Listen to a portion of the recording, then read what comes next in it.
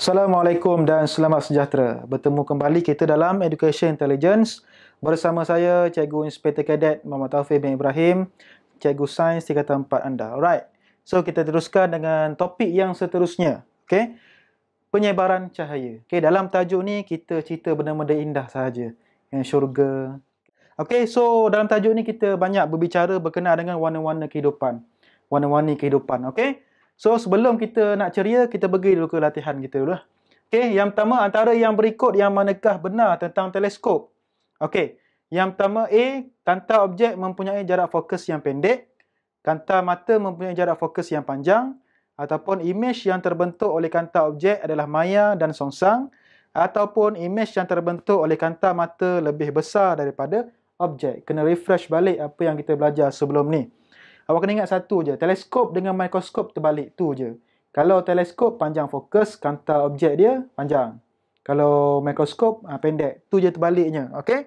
So jawapannya ialah D. Imej yang terbentuk oleh kanta mata lebih besar daripada objek. Memanglah kena lebih besar sebab teleskop kan nak tengok benda yang jauh. Okey? Alright, soalan yang kedua, antara berikut yang manakah menunjukkan susunan prisma dalam periskop dengan betul? Okey, prisma kena susun dengan cara yang betul. Okey, kalau tak susun dengan cara yang betul, pantulan dalam penuh tak berlaku, so sinar cahaya tak dapat lalu, kita tak dapat tengoklah. Okey, so tengok mata kita berada di bawah. Okey, tengok mana yang betul. So jawapannya ialah B. Okey, so cahaya daripada objek masuk, pantulan dalam penuh berlaku kat sini. Okey, berlaku kat sini, masuk ke dalam mata. Okay, kalau kat sini tak boleh. Ni untuk cermin satah boleh lah. Ni salah. A salah. B pun salah. Kalau masuk dekat sini, jadi pantulan penuh, okey dah. Masuk kat sini tak jadilah. So, cahaya masuk kat sini saja. Tak sampai kat mata. Tak nampak. Kalau D pula, awal-awal tak jadi dah. Okey, so salah. So, jawapannya ialah B. Alright. So, soalan yang ketiga. Rajah menunjukkan pembentukan imej oleh alatan optik. Okey. Apakah cara yang perlu dilakukan untuk mendapatkan imej yang lebih besar? Okay, kalau tengok prinsip kerja ni, dia ialah prinsip kerja kanta pembesar. Sebab kita nak tengok imej objek yang kecil nampak besar. Okey, satu lagi teknik kita nak tengok prinsip kerja ni, tengok objek dia duduk kat mana. Kalau objek dia kurang daripada F, ni ialah kanta pembesar. Sebab konsep kanta pembesar lebih kecil ataupun lebih pendek fokus dia, lebih tajam imej yang terhasil. Okey, so apa cara kita nak dapatkan imej yang lebih besar? Okay, A menggunakan kanta cekung, B menggunakan kanta cembung yang mempunyai panjang fokus yang pendek, C menggunakan prisma, D meletakkan objek lebih daripada 2F. So jawapannya ialah B. Menggunakan kanta cembung yang mempunyai panjang fokus yang pendek. Lagi bagus, lagi pendek panjang fokus, lagi bagus kanta pembesar tu. Kalau guna kanta cekung memang tak nampak terus imej. Okey, sebab dia mencapah. Kalau menggunakan prisma lagi tak betul lah. Okey, tak boleh dapat apa-apa sebab dia tak guna konsep pantulan dalam penuh pun. Meletakkan objek lebih daripada 2F. Lebih daripada F memang tak nampak lah. Okey, tak ada orang tengok mikroskop kanta besar dekat mata nak tengok objek ke depan, tak ada. Dia mesti dekat dengan objek. Itu konsep kegunaan kanta pembesar.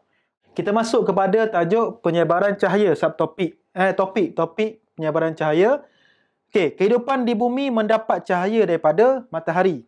So, apakah warna cahaya matahari yang sebenarnya? Kita tahu warna matahari itu warna kuning. Okey, matahari ni merupakan bintang, salah satu bintang dalam alam semesta kita. Banyak lagi bintang-bintang yang lain. Ada bintang warna merah, ada bintang warna biru, ada bintang warna putih.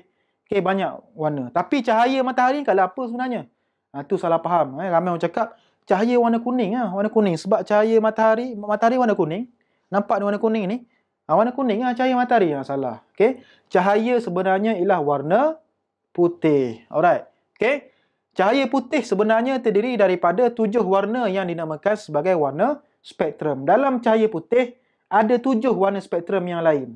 Okay? So, macam mana kita nak keluarkan warna-warna 7 warna tadi tu? Okay? Proses pemisahan cahaya putih kepada 7 warna berlainan dinamakan penyebaran cahaya. Kita gunakan penyebaran cahaya. Cahaya putih masuk dalam prisma. Kita guna prisma lah untuk penyebaran cahaya ni.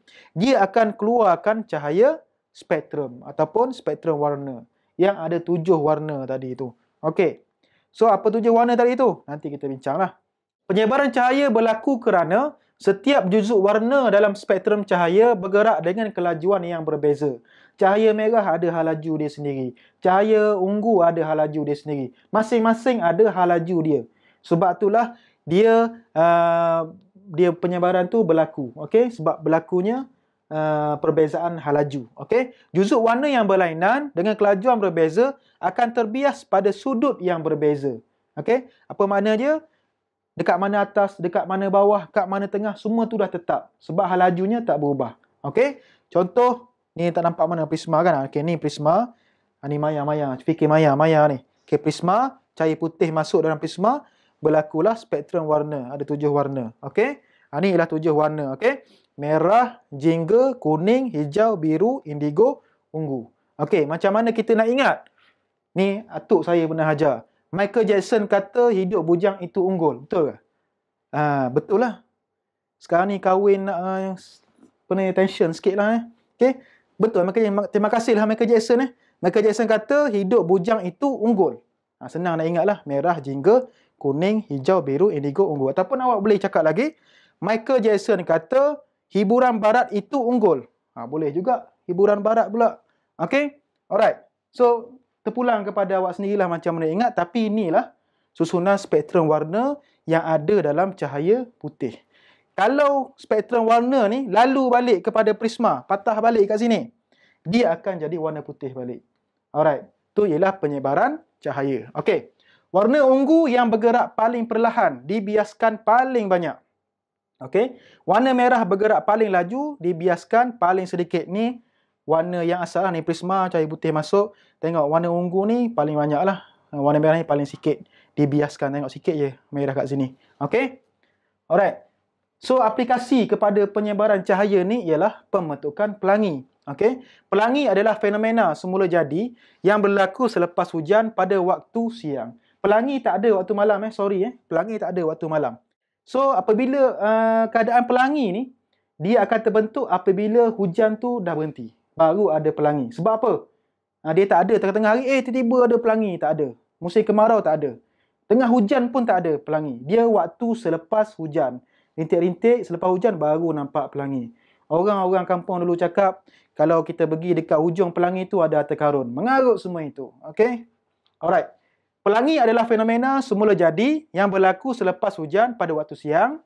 Berlaku disebabkan oleh penyebaran sinaran cahaya. Matahari oleh titisan air hujan. Okey? Sebab itulah dia kena berlaku selepas hujan.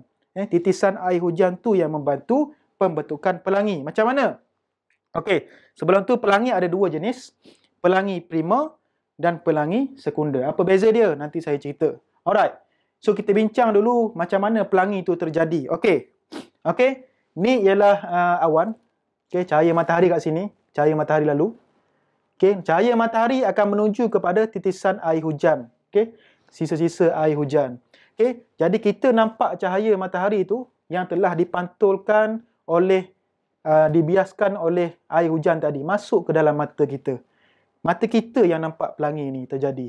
Okey, disebabkan oleh air hujan dan cahaya matahari. Kalau tak ada air hujan, tak ada pelangi. Ingat tu. Okey? Komponen warna yang berbeza daripada sinaran matahari mengalami pembiasan cahaya yang berbeza. Sinaran cahaya yang berbeza warna akan mengalami pantulan dalam penuh di dalam titisan air hujan sebelum diperhatikan oleh kita. Okey, air hujan ni cahaya lalu dia berlaku pantulan dalam penuh. Okey? Lepas tu kita pun nampak. Okey, jadi pantulan dalam penuh tadi itulah yang menyebabkan penyebaran cahaya berlaku. So pelangi pun akan terbentuk. Okey, so ini prinsip kerja dia. Okey, sinaran cahaya matahari lalu, ni titisan air hujan. Okey. So titisan hujan masuk, ni pembiasan berlaku dekat sini. Okey, ni pembiasan cahaya akan berlaku. So lepas tu pantulan dalam penuh akan berlaku dalam dalam titisan air. Selepas tu penyebaran cahaya akan berlaku keluar daripada titisan air. So kita akan nampak pelangi lah kat sini.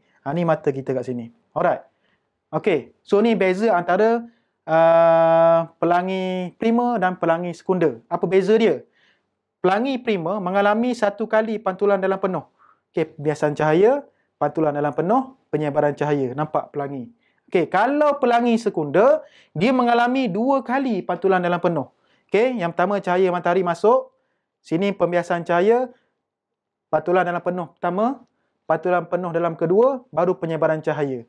Baru kita nampak. Okey, tu beza dia. Okey. Lebih terang pelangi prima, warna merah di atas dan ungu di bawah. Kalau pelangi sekunder kurang jelas, warna ungu di atas dan merah di bawah. Sebab apa? Sebab dia dah 2 kali pantulan dalam penuh, dia dah terbalik. Okey, contoh pelangi prima macam ni. Okey, merah di atas, ungu di bawah. Kalau pelangi sekunder, dia ada 2. Okey, pelangi sekunder biasanya terbentuk di atas pelangi prima. Ni ialah pelangi sekunder. So, dia kurang terang lah. Okey, kurang terang. Okey, kebiasaannya pelangi sekunder terbentuk di atas pelangi prima ni. Ni pelangi sekunder, ni pelangi prima. Alright. So, kita masuk kepada latihan. Antara berikut, warna manakah mempunyai kelajuan paling tinggi dalam medium kaca? Okey, boleh jawab. Okey, yang kedua, rajah menunjukkan penyebaran cahaya putih oleh prisma kaca. Apakah kesimpulan yang dapat dibuat daripada aktiviti ini? Okay, ini pilihan jawapannya. Boleh try dulu, nanti kita bincang. Okey, yang ketiga, rajah menunjukkan pembentukan pelangi sekunder yang kita cakap tadi. Mengapakah pelangi sekunder tidak terang dan dia malap? Sebab apa? Okey, ini pilihan jawapan. Okey. Jadi untuk seterusnya, kita akan pergi kepada tajuk penyerakan cahaya. Tadi penyebaran, sekarang penyerakan cahaya. Okey, yang ni kita berbicara berkenaan dengan langit-langit pula. Okey, tadi pelangi, sekarang langit. Lepas ni apa pula? Neraka syurga pula. Okay, jumpa lagi lain kali. Assalamualaikum dan selamat sejahtera.